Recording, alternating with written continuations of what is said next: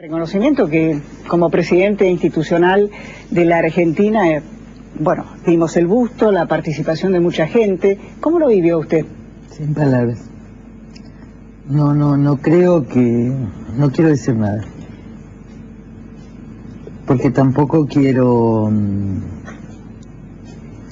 afectar a una persona como Raúl Alfonsín, pero en principio...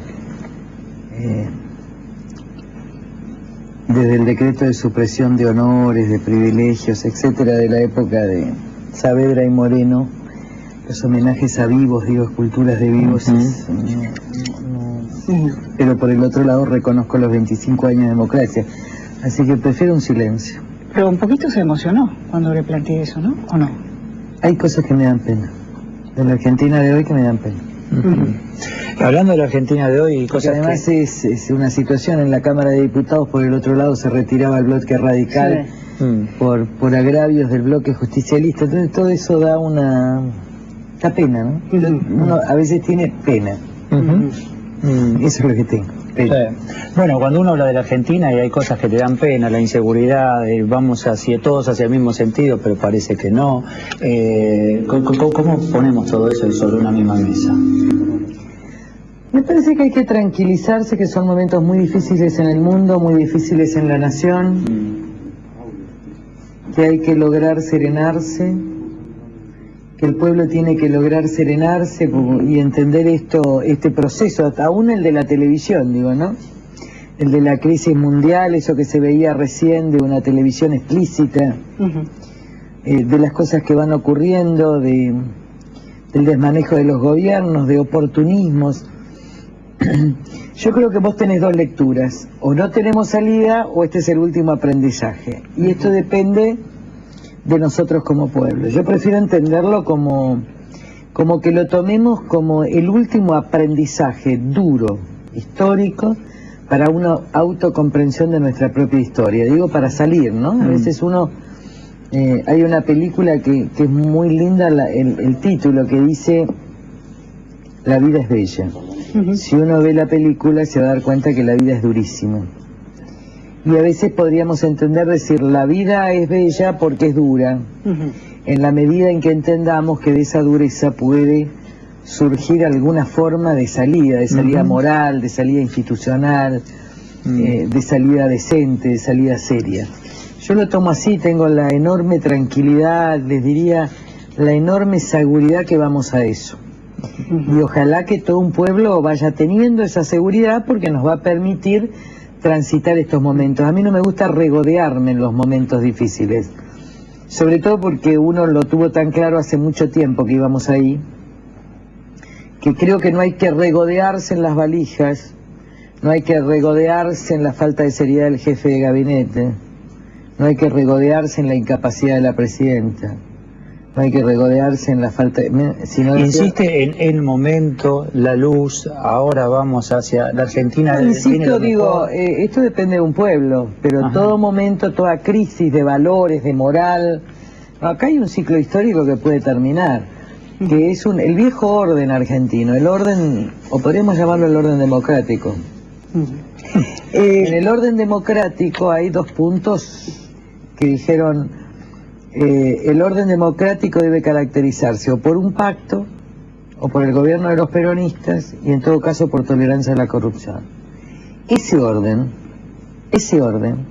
es el que crea semejante desorden, porque ese no es orden, es un falso orden. Nosotros tenemos que ir a un orden legítimo. Un orden legítimo es un orden fundado en la transparencia, fundado en la decencia, porque los países que tienen decencia distribuyen el ingreso. Es un orden fundado en la república y no meramente en la regla mayoritaria. Es un orden fundado en el desarrollo económico, no en el crecimiento con saqueo. Y creo que si nosotros tomamos este tiempo como el último aprendizaje, vamos a salir muy bien. Y si pretendemos regodearnos en esa historia, quizás quedemos siempre en el mismo barro todos manoseados. Elisa, vamos a anunciar que se aprobó el plan de salvataje en los Estados Unidos. Este es un tema que vamos a hablar también con Juan Carlos de Pablo, pero le quería preguntar, ustedes han pedido junto con otras figuras de la oposición el juicio político al ministro Devido, ¿por qué? Lo han pedido los diputados de la coalición cívica junto a diputados del PRO, del radicalismo, de otras fuerzas opositoras. Me parece que al escándalo de la valija habría que sumarle los infinitos actos de corrupción y los informes, que no basta con eso, que hay que ponerle los otros informes, digo, de toda la corrupción infinita de los 4 años, y me parece bien, porque la verdad es que el pedido de juicio político tendría que ser para la presidenta de los argentinos, y dada la situación tan grave internacional y nacional, obviamente, en cualquier país del mundo, esto hace responder a un presidente que tiene un ministro y que ha tenido funcionarios. Pero como es tan grave la situación internacional y local, al menos que responda un ministro. Bueno, hoy el Congreso tuvo la oportunidad de tener al ministro, al jefe de gabinete, ¿no? Señor, responda. ¿Qué te pareció? Lo que pasa es que este chico, qué pena, ¿no? Porque uno apuesta tanto a las nuevas generaciones, está denotando una falta de seriedad. Es como un gimnasta mediático de poca monta, ¿no? Parece ser un émulo de Alberto Fernández, así que esa falta de seriedad en la contestación, esa falta de seriedad en la respuesta, esa mentira hipócrita.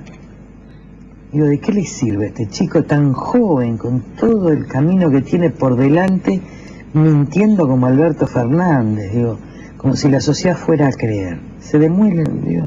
Es la demolición, es una pena también para la Argentina ver gente tan joven mintiendo de esa manera en una escuela política que los conduce a la mediocridad y finalmente a su propio final. Elisa, yo quiero retomar cuando usted dice el juicio político adherido incluso a la presidenta.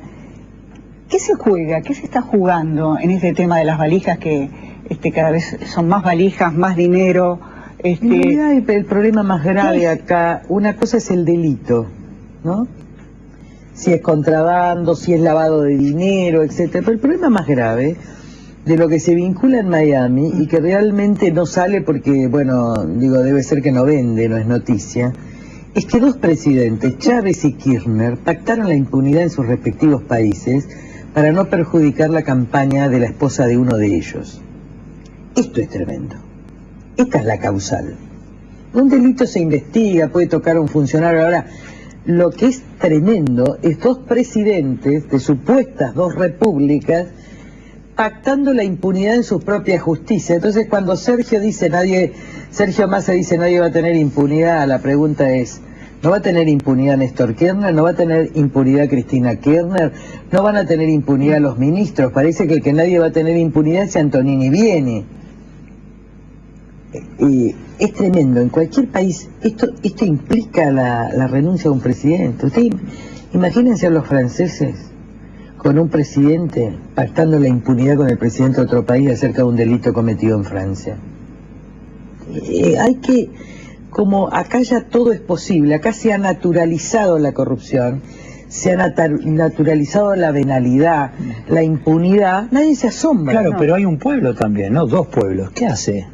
¿Qué hacemos mientras todo esto ocurre? Yo creo que nadie está midiendo la magnitud. Hay que entender también que la sociedad argentina, y esto es también un aprendizaje, hemos tenido lo que hemos querido, o en todo caso lo que no hemos querido ver. Porque que ellos eran corruptos estaba claro desde el 2003. Ahora, cuando uno medía los índices de transparencia de este gobierno en marzo, estaba que el 70% creía que era honesto. Ahí hay una voluntad del pueblo de no saber. Roban pero hacen. Hay una voluntad de no saber que hay que cambiarla por una voluntad de verdad. Esa voluntad de no saber nos lleva a que nos roben.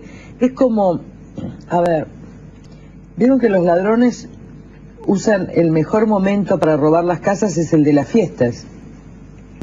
Bueno, en la Argentina nos roban los gobiernos y los partidos en el momento que estamos de fiesta, que es en el momento de consumo, de crecimiento. Y nosotros no queremos ver que nos están robando porque nosotros estamos en la fiesta. Y mientras estemos en la fiesta, ahora, un día que se terminó la fiesta, nos saquearon el trabajo, las jubilaciones, y empezamos de nuevo. Entonces, nosotros tenemos que poder ver cuando nos roban en medio de la fiesta. Dejá de tomar champán un ratito y controlá.